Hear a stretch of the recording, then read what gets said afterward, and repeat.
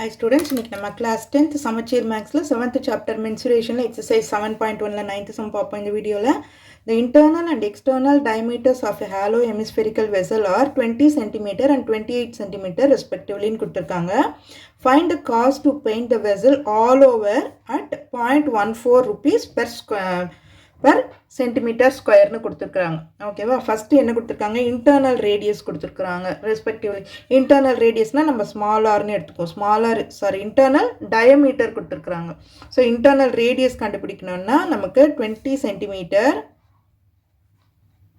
by 2 diameter தான் கொடுத்துருக்காங்களே, அதுலேருந்து நம்ம கண்டுபிடிச்சிக்கணும். அப்போ 10 சென்டிமீட்டர்.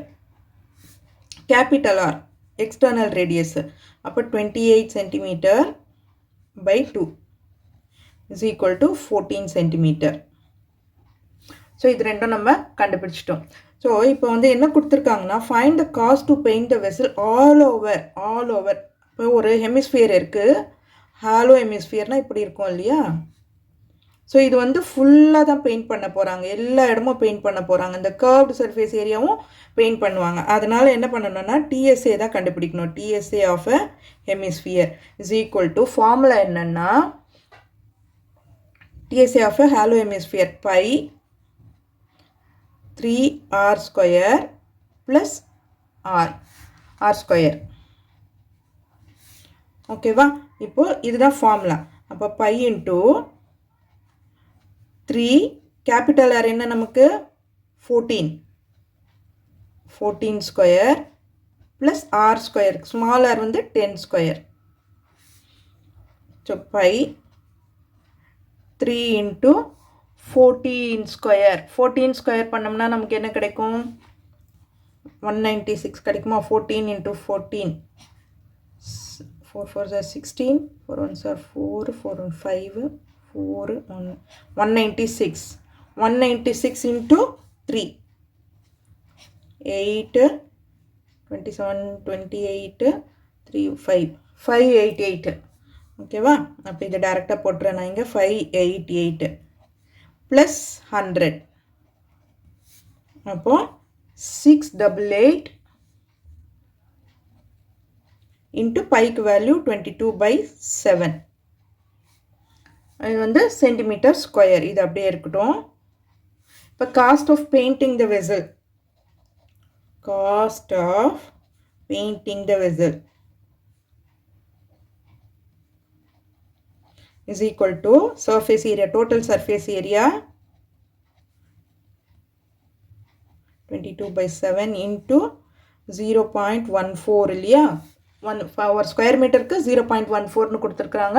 ஸோ அதை வந்து இப்போ இந்த 0.14க்கு பதிலாக நான் எப்படி போட்டுக்கிறேன்னா 688 இன்ட்டு 22/7 இன்ட்டு 14/100ன்னு எழுதிக்கலாமா. இதை 0.14 நான் 14/100ன்னு எழுதிக்கிறேன். இது வந்து கேல்குலேஷனுக்கு ஈஸியாக இருக்குன்றதால இந்த மாதிரி நம்ம எழுதிக்கிறோம்.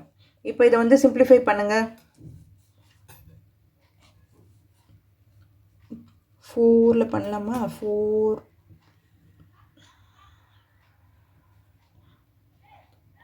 425 சார்னு வந்துடும்.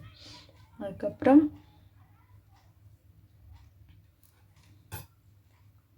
7ல் கட் பண்ண முடியுமா. 7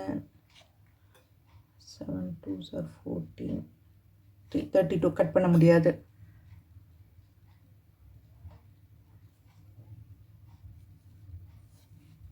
7 2s are ஓகே. இப்போ இவ்வளோ தான் கட் பண்ண முடியும் நம்மளால் இல்லையா.